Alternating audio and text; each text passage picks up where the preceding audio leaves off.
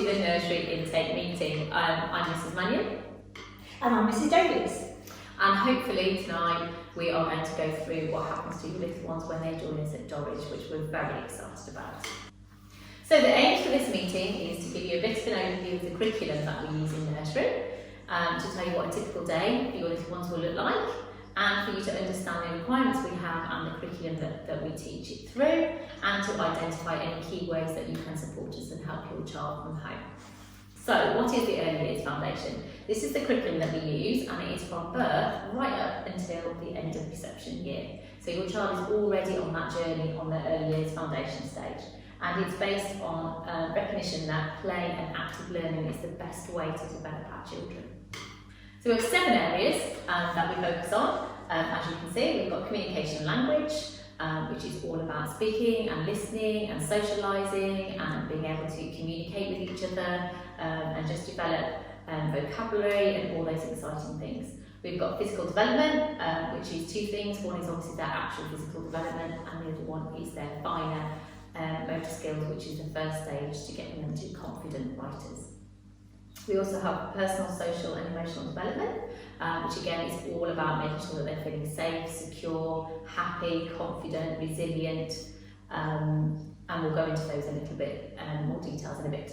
We've got literacy, which again is based on mark making and getting those first story skills, those language again, and again those early marking days.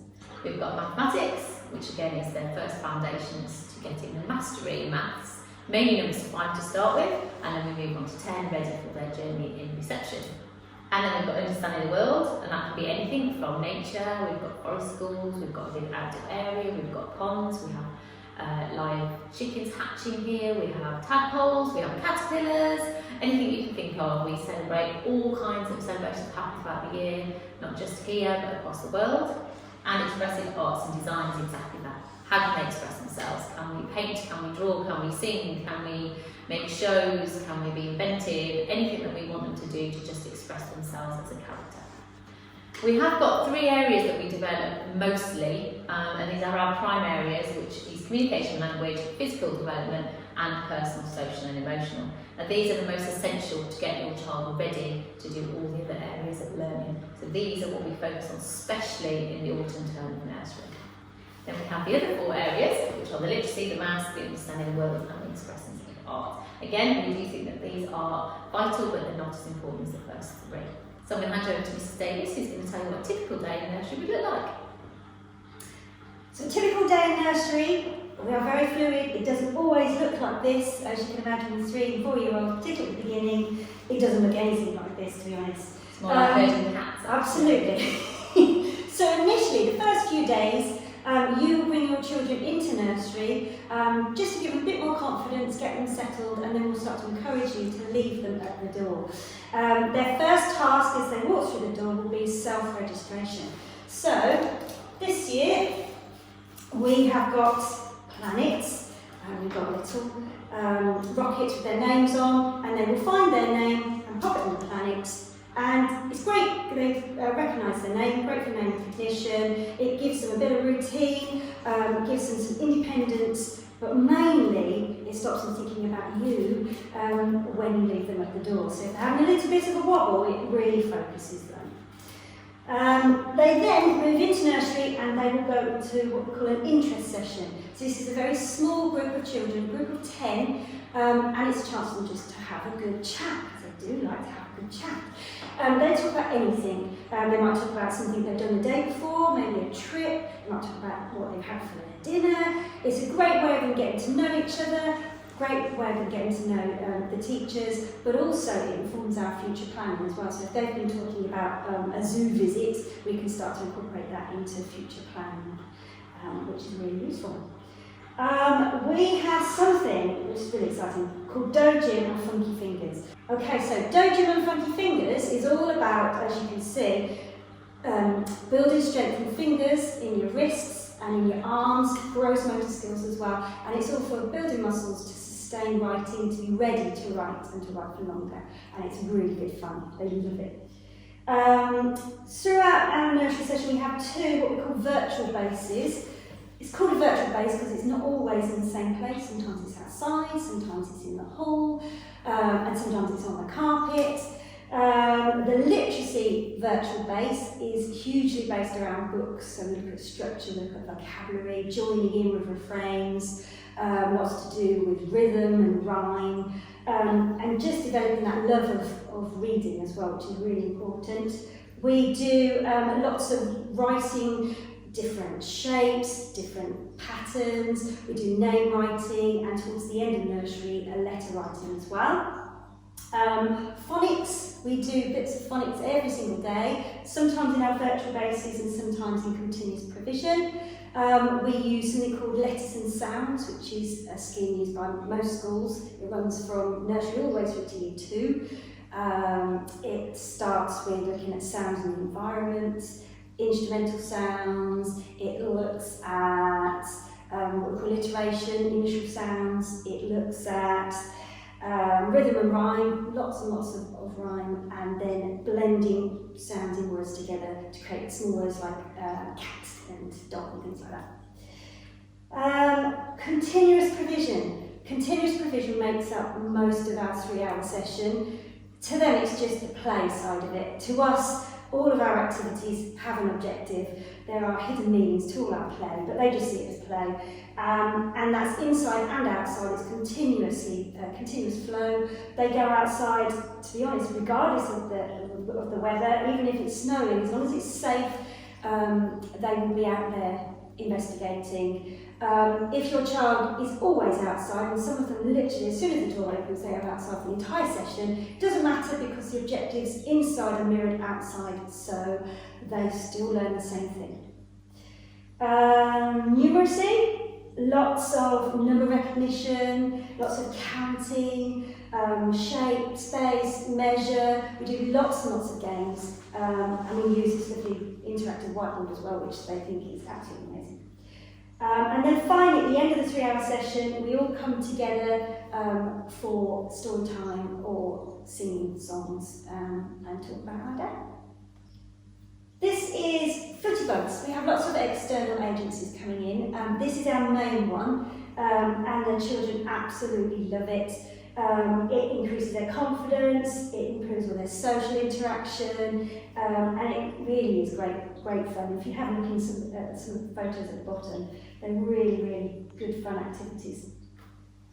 So, in the first few weeks, we want to know how your child's getting in. We need to settle them, we need to know who they are, what they like, what their preferences are, and what kind of little personality they have. So, we have all the information that you will give us. You have a checklist and an information pack, which all goes to help us form this little profile of your child, as we have guidelines and checklists, and this is where your child should be. As we know, children do not follow suit and they are not all the same. So we want to make a proper picture of your individual child.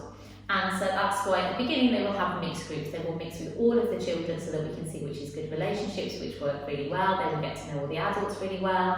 So regardless of who's here and what's happening, they're really comfortable and it's normal to them. They then will settle into groups of 10 with one key worker, which we will let you know as soon as we have done it. But it is nothing to worry about, and the children don't really mind because they love absolutely every one of their adults in the room. So, when part of the profile, we use something called Too Simple, which we use on our iPad, and the children get very used to us taking pictures, and often will go and find the iPad for us and hand it to us and say, Mrs. Davis, this is Manny, can you take a picture of us? Look at this amazing thing I've done.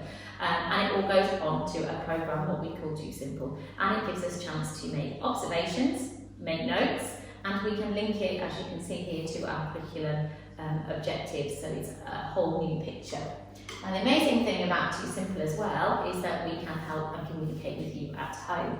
So you will get an email on the first week, which all you have to do is click to activate. You don't need to do anything else, and it means that we can send you once a month an observation and some notes about what your child's done that day, and it's really lovely. And we do try to send you a really detailed one, especially when they come out with something silly normally, or a fantastic speech or fantastic role play. We make sure that you've been aware of it, because we're also aware that 3 and 4 year olds come home, what did you do? Nothing. Did you play a little bit? So it just gives you a bit of insight that they haven't been on their own all day, and they have been outside, and they have played, and they have had snack or whatever. It also gives us a really lovely opportunity that if you've been somewhere exciting, or you've been somewhere lovely, or your child has discovered something, that you can also reply and tell us what they've been doing at home, which again adds to our profile so that we really, really know your child inside out. School readiness. Now this is a huge thing that we have been working on the last couple of years, and it is all about getting children ready for school really. And the DFA has quoted it as being a broad range of skills, knowledge and attitudes children need for the foundations for good future progress. And we think it consists of 3 pillars. The children's readiness for school, family's readiness and the school readiness. And we all have to work together for this to be possible. We at Dorridge, we believe heart-wholly that the children are only school ready when they're resilient, when they're confident, when they have a keenness to learn, and they have effective personal and social skills. And they're not born with that. I don't think they are, but they're really not. So our job, especially as nursery and you at home and the children themselves, is to kind of get all those things together. So the social side of it and the personal side is really, really important to us. And you know, the only thing that actually, I think me and Mrs. Davis both agree that the main thing in nursery is that they come in with a smile on their face every day, and they go home with a smile on their face. Everything else is regardless. If they're happy, we have done our job. Now you will have received a little checklist, and you will have received a little booklet for you to fill in, which again gives us some more information about the profile. The checklist is a guide of where we would estimate that they should be at that age range. But, let me please say but, every child is different, and you may not be at that stage, you may be above that stage, and it is absolutely fine. There is no right or wrong answer, but it is best to be really truthful with us, because that helps us to put our programmes in, what we need to teach, where they need support, or where we can stretch them. If your child does have any underlying issues or special needs or anything that you think might be useful for us to know, please let us know, because then we can adapt our profile and our teaching towards your individual child, which is what it's all about. On that note, we do expect they should be toilet trained, and when we say toilet trained, they should be able to wipe themselves after and be more than capable of getting undressed and dressed. Because as you can imagine, with all the children on here, if they have an accident, that is absolutely fine. I'm not saying there will be no accidents, because we know how exciting nursery is, and often they just either can't be bothered to go, or they just haven't done it in time because they've been so excited. That is different, and obviously we're more than happy to change them then, but it does take 2 adults out of the room every time a child has an accident. If there is still issues with that, please just let us know, so again, we can sort that all out for you. Communication really is the best key, and we're happy to work with you alongside to make sure that this experience for your little ones really is the best, and that they are up and ready and eager. We even had one last year that I think went to bed in their uniform because the kids wait to get up to come to nursery, and that's what we want for your child. So finally, if you would like to come in and volunteer, if you've got some spare time at home, that would be brilliant. We have people come in that want to read with children. We have lovely volunteers that will help us cut stuff and make stuff and back stuff. We have parents come in that love baking or love to do a bit of art, anything like that. We would absolutely love you to come in and volunteer. The only stipulation is, unfortunately, you can't come in your child's classroom, just because they tend to then not want to leave you alone. You don't actually get much stuff done. But other year groups would absolutely love your help, so that would be fantastic.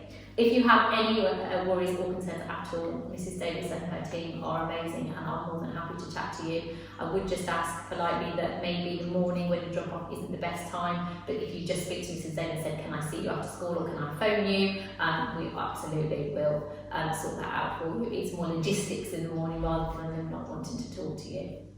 And we really, really look forward to seeing you and your child in September.